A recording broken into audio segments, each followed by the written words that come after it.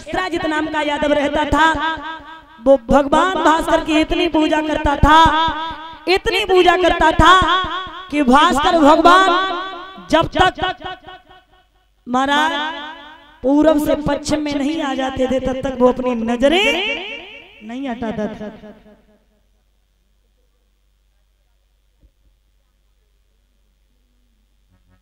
और ये प्रियांशु की मम्मी 251 मुद्राओं से सम्मान कर रही हैं। ये पुत्र प्रियांशु शिक्षा दीक्षा में आगे बढ़े, सद्बुद्धि प्राप्त करे और बड़ा होकर के अपने माता पिता का नाम रोशन करे, अभिलाषा और वांछा है। तो महाराज भास्कर भगवान प्रसन्न हुए, उन्होंने एक मणि दी, जिस मणि का नाम था यशवंतक मणि, जिस मणि से सोना प्राप्त होता था। याद रखना महाराज, अब ये दिनों दिन पैसे वाला होता जा रहा है। एक बात बताना, अगर आप कुछ दिनों पहले भूखों मरो और अचानक से आपके पास अगर करोड़ों का पैसा हो जाए तो आप चक्कर में पड़ जाओगे, गांव के लोग चक्कर में पड़ जाएंगे कि भाई ऐसा इसके हाथ क्या लगा जो ये दिनों दिन पैसे वाला होता जा रहा है। अब इसने सोचा कि मोर नचो कहो नचो, जंगल में किन्ने देखो काऊ ना है, और गांव में काऊ की छत पर नचो तो सबने देखो। विचार किया किसी भी चीज को रखना गलत है जब तक किसी को पता न चले। और सब मणि को गले में डाल करके यादवों की सभा में पहुंचा। भगवान कन्हैया बैठे हुए थे, ये जाकर के पास में बैठ गया। वहां यादवों ने देखा तो यादव बात करने लगे, भैया एक बोलो, जब मणि जा की जरूर लेकिन जाए नी की नहीं लग रही। दूसरा बोलो, भैया कौआ की चोंच में अंगूर है। धीरे ही कही बोने, कौआ की सुन ली तुमने कहा कही मैंने, कौआ की चोंच में अंगूर है। उसने तेज कहा, धीरे धीरे क्या कहते हो, ये मणि इसकी जरूर है लेकिन ये मणि इसके लायक नहीं है, तो मणि भगवान कन्हैया के लायक है। इसे धक्का सा लग गया, किसी भी चीज को मेहनत करके मैंने प्राप्त किया तो उस पे और किसी का क्या अधिकार है, क्या अधिकार है। श्रोता बंधो, आज उसी समय घर पर आया, प्रसेन के गले में वो मणि डाल दी, और जब प्रसेन के गले में वो मणि डाल दी है तो प्रसेन से कह दिया कि हिसाब से रखना, फेर ही फेर मांगी। कहा भगवान कन्हैया ने फेर ही फेर मणि मांगी। श्रोता बंधो, ऐसा ही नहीं, प्रसन्न ने जवाब दिया, वो तो ऐसा ही है, किसी भी चीज को देख लेता है एकदम से मुंह में पानी आ जाता है, वो तो ऐसा है, हम रखते हैं, हमसे मांगे तो उसे पता चल जाएगा। उसी समय प्रसन्न ने अपने गले में मणि को डाल दिया।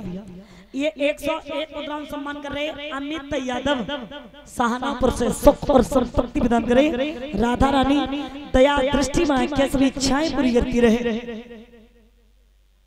मेरे भैया उसी समय जंगल में गया शिकार खेलने के लिए, शेर आया, शेर में और प्रसेन में युद्ध हुआ, और जब युद्ध हुआ है तो उसी समय शेर ने प्रसेन को मार दिया, और जब प्रसेन को मार दिया मणि को गले में डाल करके जामंत जी की गुफा से होकर गुजरा। जामंत जी में शेर में युद्ध हुआ, उसी समय जामंत जी ने आज क्या किया है, शेर को मार दिया, मणि को लेकर के अपनी लड़की के पास पहुंचे। और जब लड़की के पास में पहुंचे हैं, इधर 15 दिन हो गए प्रसेन की पत्नी रो रही है। सोते आई गई पलक को बरोई रे, सोते आई गई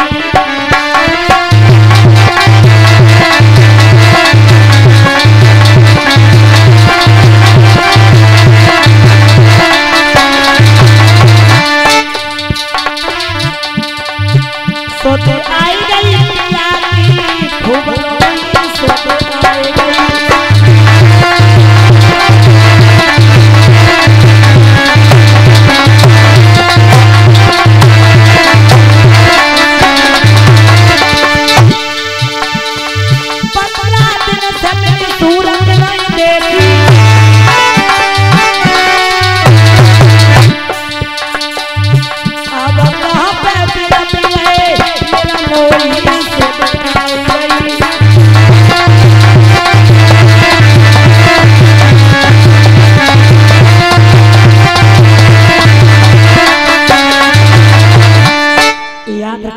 प्रसेन की पत्नी रो रही है। और जब प्रसेन की पत्नी रो रही है तो महाराज ऐसा ही नहीं,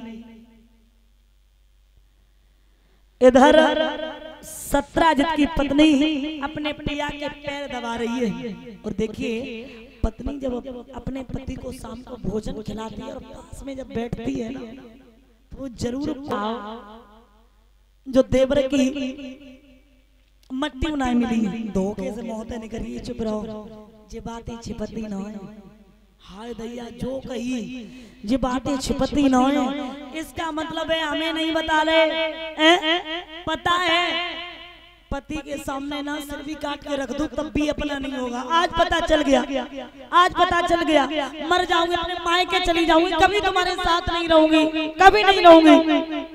उसी समय सत्राजित ने जवाब दिया और कहा प्यारी बताने को तो हम बता दें, लेकिन सत्राजित बोला औरत को हर बात बताना ठीक नहीं, रुचि तुम्हें अपने दिल की हर जगह सुनाना ठीक नहीं।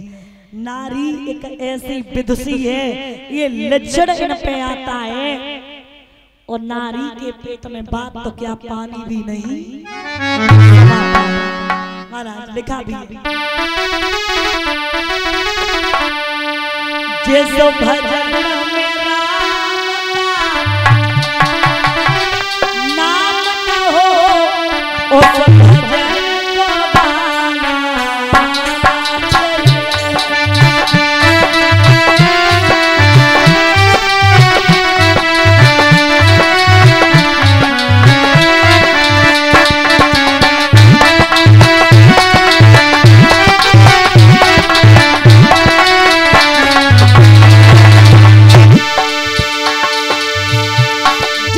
भजन राम का नाम लो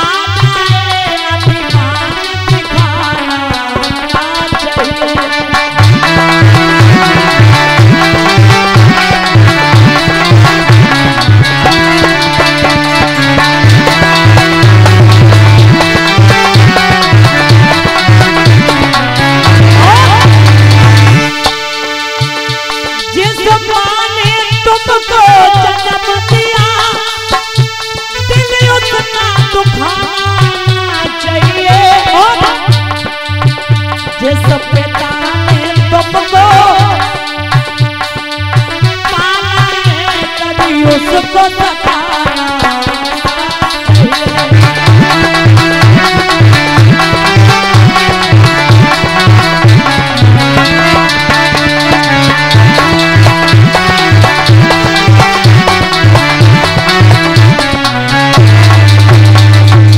याद रखना मेरे प्यारे श्रोता बंधो, इसी समय महाराज